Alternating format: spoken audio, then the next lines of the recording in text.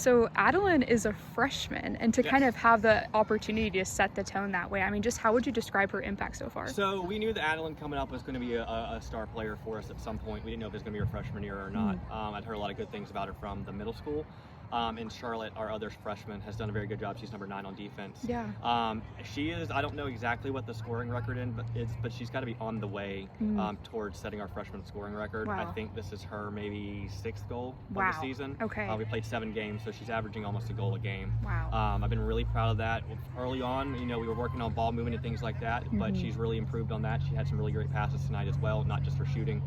So yeah, we're expecting big things from her in the future too. Yeah, what about her just makes her so lethal on goal? Like, how is she able to find so many opportunities? Yeah, so she actually runs cross country and indoor track. Wow. So part of it is just her speed, and part of that's just her raw speed from running, those events where speed is the name of the game. Totally. But she also has really good touch with her feet, so that she can put the ball where she needs to go, then uses that speed to break away, and then that gives her some separation, so lets her set her hips and everything to be ready to shoot. Yeah, how have you just kind of seen her demand or like meet the demands of all of those sports at the same time, kind of? A lot of our athletes are very multi-talented in the sense of not just athletes, but they're also very good in the classroom as well. So very early on, they've been working on time management. I'm lucky to work with a lot of good families where they have a lot of support of, hey, we're going to make sure you have what you need to get X, Y, and Z done. Totally. So part of that is definitely she's learned how to, even at a younger age, she's learned how to set up her time and manage it well, so that she's like, I know I have this much time for this, I have this much time for this, and it's really shown on the field for us this year. Yeah, absolutely. And you mentioned kind of knowing about her coming up through the middle school ranks. When did she kind of first appear on your radar, and what was standing out to you? So when we have the current juniors, they played with her when they were 8th graders and she was in 6th grade. Okay, yeah. And they said some of our current sophomores, like, hey, we got a lot of good talent coming up. They did very well in middle school. They won an undefeated championship. Wow. At Ellis Middle.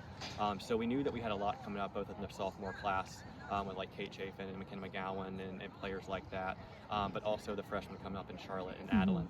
So we knew that it was just going to be time, and they were going to build in kind of with our juniors and our seniors who are already a good core, and they've really blended well. We lost 5 starters from last year's team. Wow. So we had to replace a lot, and the first couple games it was kind of finding our feet, kind of finding our form. But they really really good job of not just becoming a team on the field, but we go out to dinner, we hang out and stuff like that. So it's shown from their office field stuff too, where that connection has also moved to on the field as well. Absolutely. And you mentioned a little bit of those growing pains of having a new team and like figuring it all out. What do you feel like you guys learned from your early loss to East Forsyth? So part of that is we were missing one of our best players in Lana Robinson, number 10. She's our cam. But a lot of them stepped up into a role that they weren't used to playing, and that's helped us down here. Yeah. I think a lot of it is you really learn about a team when they kind of get that first punch in the face, if you want to think of it that way. We went down early on a goal. We probably shouldn't have given up. Good play to East Forsyth, not taking anything away from them. Jimmy always has a very good team, which is why we play them. But we could have given up there, but we kept playing, and then we did not do a good job on their second goal. We went down 0-2. It's the first time we've been multi-goals down all year. And that's where a young team can easily just throw in the towel, give it up, and be like, I'm done with this game. There's only 13 minutes left. We only have, let's just get to next week. They played harder in the last 13 minutes than did in the first half, in the first half of the second half. Wow. So that's when you really see like, okay, this team wants to win. Totally. So it wasn't just a single player effort there. It was everyone in the bench was doing a good job of calling out, man on, ball here, up middle, like whatever they needed to do.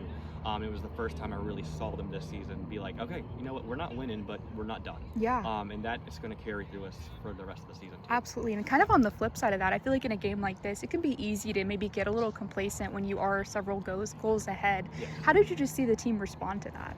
So part of it is I'm actually also the head coach of our women's tennis team. Oh, nice. So I have been lucky enough that in my time here at the high school, we've won 7 conference championships. Wow. And so I've learned to very fortunately been able to coach teams who are used to winning and have the expectations of winning. And what we worked on in practice and what we worked on before the game is if you walk out there and don't respect them, bad things are going to happen.